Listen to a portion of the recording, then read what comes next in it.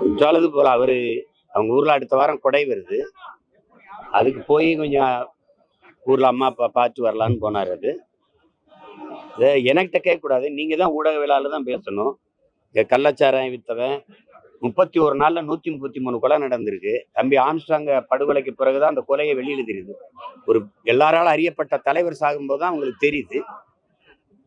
83 மரணம், அதுக்கு முன்னாடி 19 மரணம் மரக்காணத்துல. இங்க கள்ளக்குறிச்சியில் இத்தனை பேர் சாவு. இவ்வளவு பிரச்சனைக்கு அப்புறம் விக்கிரவாண்டியில நேற்று கள்ளச்சாராயம் குடிச்சு பல பேர் மருத்துவமனை. கேட்டா புதுச்சேரியிலிருந்து வந்துருச்சுங்கிறீங்க. வெக்கமா இல்ல உங்களுக்கு? அத்தனை இடத்துல சோதனை சாவடி போடுறீங்க. எங்க வண்டியெல்லாம் புதுச்சேரியிலிருந்து வரும்போது திறந்து பாக்குறாங்க. எப்படி சாராயம் வருது? கள்ளச்சாராயம் எப்படி வருது? உங்களுக்கு தெரியாம காத்துல பறந்து வந்துருதா? கடத்தி விற்கிறவங்களே நீங்க கொலைகாரர்கள் சாராய ஆலை அதிபர்கள் கையில ஆட்சியை கொடுத்தீங்கன்னா சாராயத்தை எப்படி ஒழிப்பீங்க? கொலை எப்படி தடுப்பீங்க? அவங்க மேலையெல்லாம் பாயாத அந்த வழக்கு சட்டம் கைது. ஒரு பேசுறது மேடையில எதுக்காக துரைமுருகனை கைது செய்து இந்த அரசு? என்னை விட பேசிட்டானா?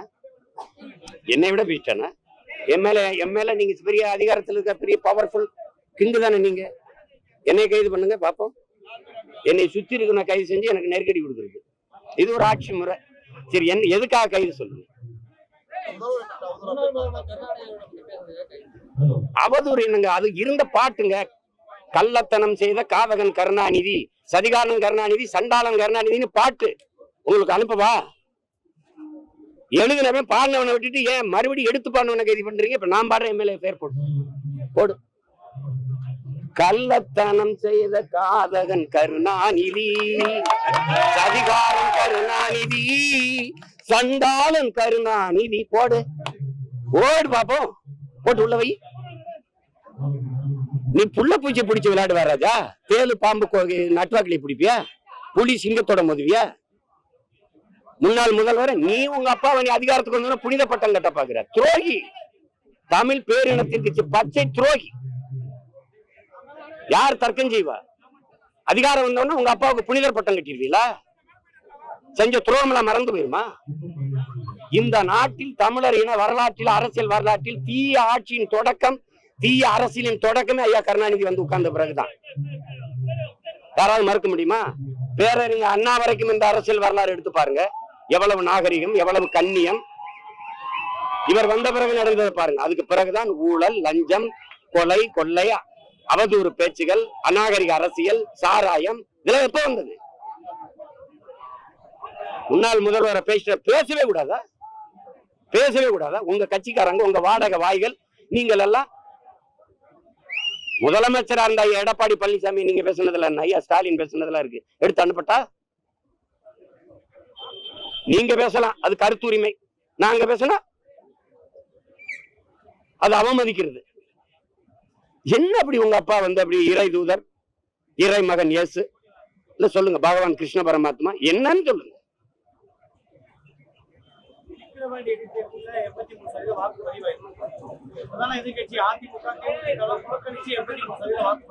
இதுவே என்ன முடியல.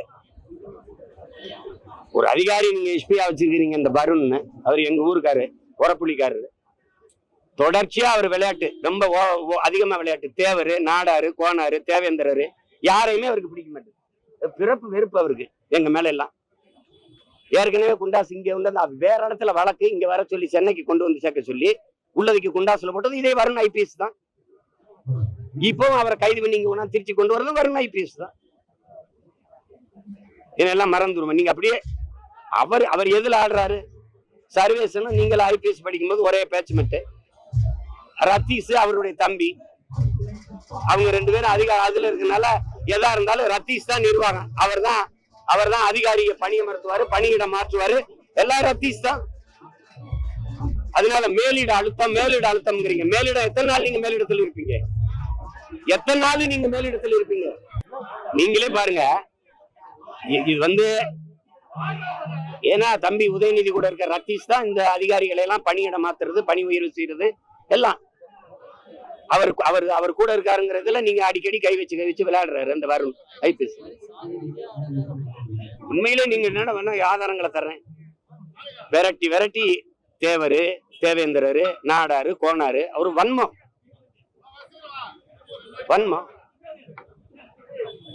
அதே தானே நான் பேசுறேன். என்னைய தொட வேண்டியதானே நீங்க? அதான் கேக்குறேன், எனக்கு கைது பண்ணுங்க. இப்படி கெஞ்சுற ஒரு ஆளை பத்திரிக்கல என்னை கைது பண்ணி உள்ள வைங்க. பேசுறதுக்கெல்லாம் கைதுங்க. நீங்க பேசுறதுக்கெல்லாம் கைதா? நீங்க ஒண்ணு கேட்கிறேன், சவுக்கு சங்கர் பேசினார், அவ்வளவுதானே. அதுக்கு வச்சு ஒரு 10-15 நாள் 20 நாள் வைக்கல, ஒரு மாசம் வைக்கல, எவ்வளவு நாள்? சரி, ஃபெலிக்ஸ் என்ன பண்ணாரு? டெல்லியில இருக்கிற ஃபெலிக்ஸோடைய அலைபேசியை ஒட்டு கேட்டு டெல்லியில இருக்காருன்னு போய் கைது பண்ணி உள்ள கொண்டு வர தெரியுது. இங்க கள்ளச்சாரம் வைக்கிறான்னு தெரியாது. இவ்வளவு வேற ஒரு வருஷமா திட்டமிட்டு ஆம்ஸ்டாங்க கொல்ல போறாங்கிறது ஒட்டு கேட்க தெரியாதுல்ல. நான் எங்க ஆத்தாவுக்கு அரணியூர்ல பேசுனேன்னா அது ஒட்டு கேட்க தெரியும். டெல்லியிலும் கேட்க தெரியும், இங்கேயும் கேட்க தெரியும். சீமான் யாரோட என்னென்ன பேசுறான்லாம் பதிவு பண்ண தெரியும். இந்த வேலை 133 கொலை நடந்திருக்கு 31 நாள்ல. எதையுமே கண்டுபிடிக்க முடியல. கேவலம்.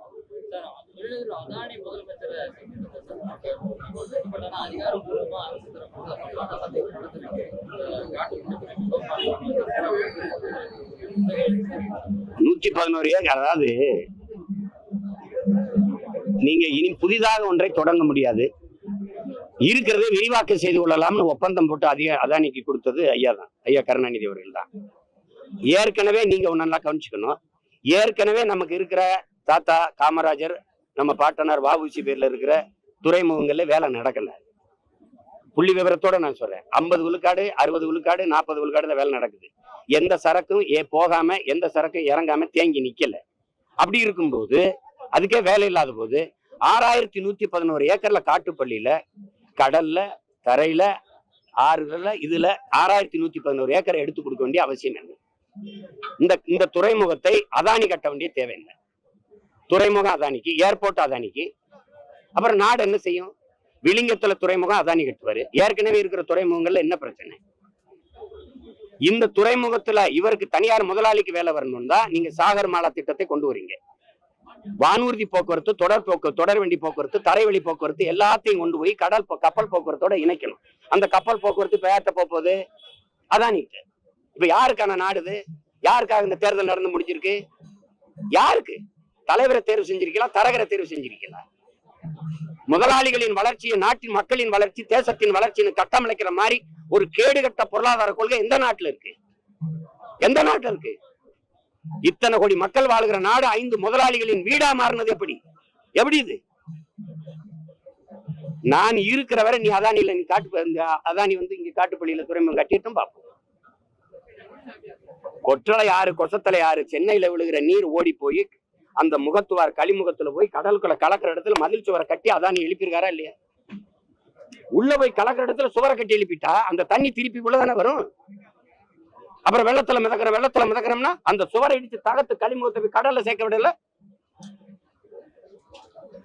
என்னது? பறக்க ஒரு பிளைட் கிடையாது இருக்கிற மேனம்பாக்கம் ஏர்போர்ட்ல, இண்டிகோ ஒன்ன தவிர. 5000 ஏக்கர்ல ஏர்போர்ட் கட்டணும். எவனா பைத்தியக்காரன் பேசுவானா? இருக்கிறதுல பறக்க விமானம் விடியா?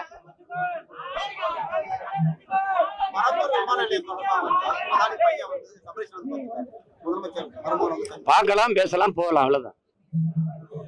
அவ்வளவு எளிதாலாம் 8 வழிச்சாலை போட்டியில எங்க கட்டுங்கல்ல? நான் தான் சொல்றேனே, விமான நிலையம் கட்டி காட்டுங்க.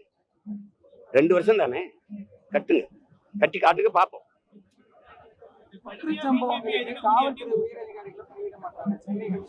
அது மாதிரி பைத்தியக்காரத்தனை ஏதாவது உண்டா? கள்ளச்சாராயத்துக்கு அந்த மாவட்ட ஆட்சியருக்கும் அந்த மாவட்டத்துல இருந்து காவல்துறை அதிகாரிக்கு அது சம்பந்தம் இருக்கா? ஒருத்தர் சஸ்பெண்ட் பணியிட நீக்கம், ஒருத்தர் பணியிட மாற்றம். இதனால சார் அவங்கள ஊழல் போட்டு காய்ச்சினாங்க தம்பி, காய்ச்சினாங்க. இந்த கண்ணுக்குட்டி நேற்று ஊழல் போட்டு இன்னைக்கு காய்ச்சி காலையில் செத்தானா தம்பி? பல வருஷமா வித்துக்கிட்டு இருக்கான். செத்ததுனால வெளியில் இருக்கு, இல்லைன்னா வித்துட்டு தானே இருப்பான். அப்புறம் சும்மா ஏதாவது சொல்றதான் தம்பிட்ட. அப்படி மாத்தினால நாங்க புனிதர் ஆயிடுறோம். அவர் தவறு நடந்துருச்சு, ஒரு அதிகாரி தவறு நடந்தார், அதிகாரி நியமிச்சது நீங்க, அதிகாரி உங்களுக்கு இருந்து வேலை செய்யறாரு. நீங்க தார்மீகமா முதலமைச்சர் பொறுப்பேற்று விலகணும்ல. அரியலூர் அந்த ரயில்வே விபத்துக்கு அன்னைக்கு அமைச்சர் அந்த லாலு சாஸ்திரி நேர்மையா நான் பதவியில இருக்க தகுதியற்றவன் நீக்கினார். அரியலூர் விபத்துக்கு அவருக்கு என்ன சம்பந்தம்? அப்படியேதான் பொறுப்பேற்பீங்களா? உங்களுக்கு கீழே இருக்கிற இவ்வளவு குற்றச்செயல் வருது, நான் இது இருக்கிறது தகுதி இல்லை நீக்குங்க. குறைஞ்சபட்சம் அந்த பகுதியில் இருக்க உங்க சட்டமன்ற உறுப்பினர் ஒரு பாரம் அவங்களாவது விலக சொல்லுங்க பாப்போம். சும்மா பழிகடா காவல்துறை அதிகாரிகளை. இவங்களுக்கு தெரியாம காவல்துறை அதிகாரிகள் கண்டுக்கிறாம இருக்காங்க. மேலிட துரைமுருகன் கைது என்னங்க கேட்டா மேலிடத்திலிருந்து அடுத்த அந்த மேலிடம் யாரு? தம்பி உதயநிதி கூட இருந்து செயல்படுத்துறாரு. தம்பி ரத்தீஷ். வைங்க எத்தனை நாளைக்கு நீங்க மேலிடத்துல? பல மேலிடங்கள் இப்ப எங்க இருக்கு? ரொம்ப மேலிடத்துக்கு போயிடுச்சு. பார்க்கத்தானே போறோம். வேற என்ன? நாளைக்கு மறுநாள் தெரியுமில்ல தம்பி. நீங்க எல்லாம் இவ்வளவு ஊடகங்கள் இருக்கீங்க, மனச்சான்றோட யாராவது இயங்குறீங்களா? மனச்சான்றோட. ஒரு தெருவுக்கு ஒரு அமைச்சர் எந்த வேலையும் செய்யல, மக்கள் பண்ணி பார்க்கல. ஒருத்தர் லட்டுக்குள்ள மூக்குத்தி, ஒருத்தர் சாப்பாடு, ஒருத்தர் வேட்டி சேலை, ஒருத்தர் 2000 3000 பணம். இது போக இவ்வளவு கொடுத்து 3 ஆண்டு ஆட்சியின் சாதனை எல்லாம் பேசுறீங்களா? அப்புறம் என்ன இதுக்கு கள்ள ஓட்டு போடுற? ஓட்டியா இல்ல? எது கள்ள ஓட்டு போடுற? இது ஒரு தேர்தல்.